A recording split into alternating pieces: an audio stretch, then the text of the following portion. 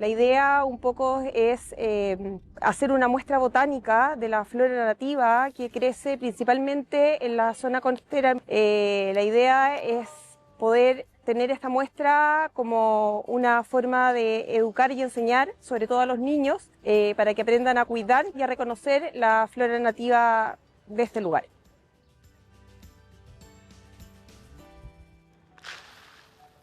Ferns, flowers, and forest shrubs. This is Matanzas, a small fishing village 2.5 hours away from the Chilean capital of Santiago. It's home to some of the country's most diverse collections of native plants. It was also in this region where the English naturalist Charles Darwin explored in the 1800s that would help build the foundations of his famous theory of evolution. This was the very coastline that Darwin navigated some centuries ago. But the native plants that line Matanzas have been fortifying the cliffs long before his voyage. And today, Ignacia Echeverria is leading a group of volunteers to repopulate those indigenous shrubs. La idea un poco es hacer una muestra botánica de la flora nativa que crece principalmente en la zona costera. La idea es poder tener esta muestra como una forma de educar y enseñar, sobre todo a los niños, para que aprendan a cuidar y a reconocer la flora nativa de este lugar. The workshop is focusing on replenishing native plants with two main objectives: to create a biological corridor by attracting insects, birds, and other animals, and to strengthen the soil along the coast. Riego, aquí entre los mismos vecinos, cuidar el lugar y estar echándoles agüita cada cierto tiempo, pero en el fondo también son plantas que están adaptadas a las condiciones de viento que son fuertes aquí en Matanzas, a la salinidad. Ignacia and her team are joined by volunteers from Catar Museum's Years of Culture initiative, who are ready to get their hands dirty, knowing it's for a greater cause.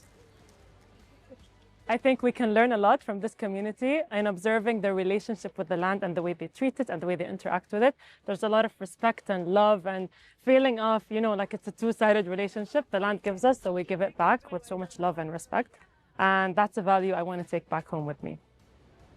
In the background of the tree planting workshop is another hands-on initiative. But instead of plants, volunteers are using paint. Street art has been a canvas for self-expression in Chile since the 1970s.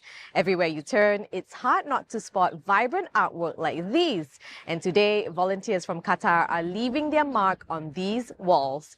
But beyond the art, you'll find that they reflect something much deeper. We try to find elements from the culture of Chile. We have here the seaweed and some of the creatures that are available here in the nature.